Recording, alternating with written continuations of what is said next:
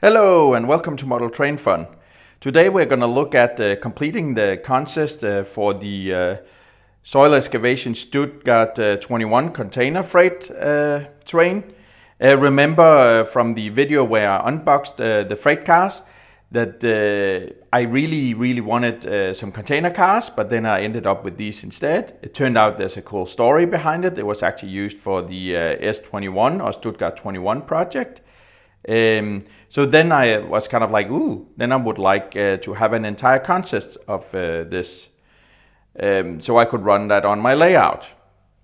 Unfortunately, the matching locomotive was not available at my usual dealer, so I thought, well, let me get another one. The usual locomotive that Märklin actually produced for the consist is the Märklin 36182. That's a locomotive, that's a Vectron or BR193 for the company MRCE. So I thought, why not find another one? So I found this one from Roco. This is a Roco 79987. It's also a MRCE locomotive and basically entirely the same, although it looks different than the livery, I should say, is different than the Märklin locomotive. So let's see how this locomotive looks.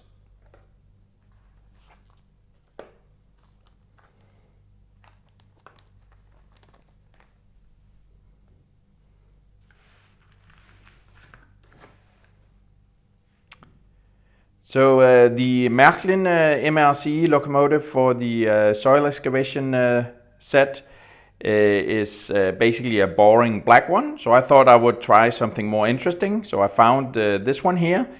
As you can see, it's also an MRCE locomotive, but it actually has a very cool and interesting livery, which was actually why I chose this one, just to be a little different. And it has nice pictures of all kinds of cities across Europe, which is really nice.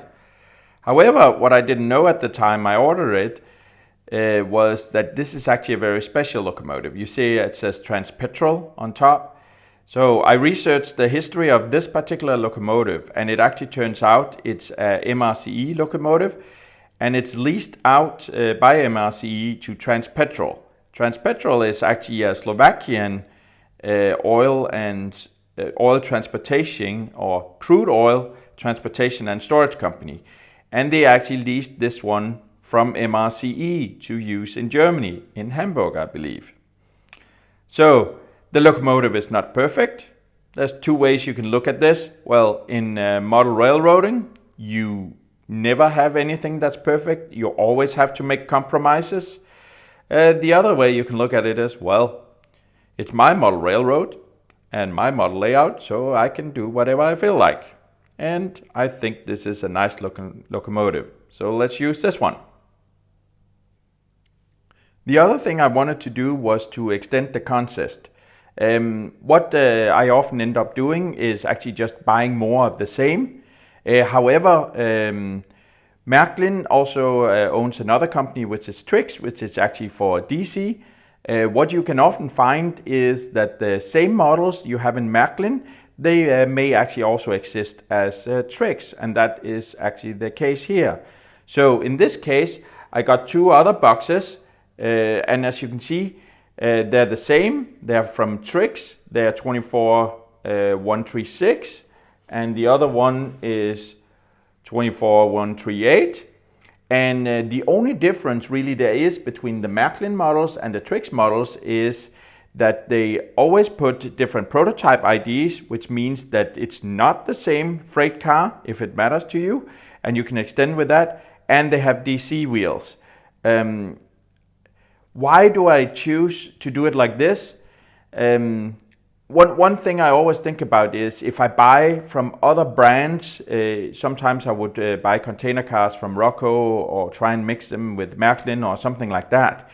But they always do it a little different. Every model railroad manufacturer do their own interpretation. Some model some details, some model some other details. So when you put them next to each other, they're never alike. So I always try to, if I want something to look alike, to buy from the same brand that looks alike. And the benefit here is that the Märklin and Trix is actually the same. Let's open them up.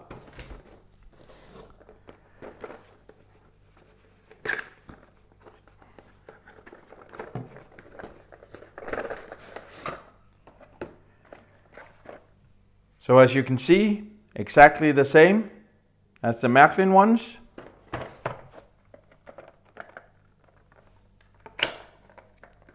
I'll take it out.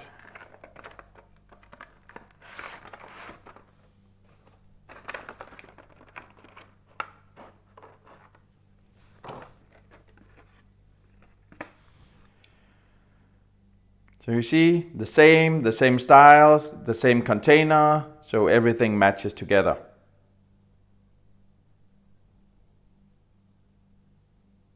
Cool?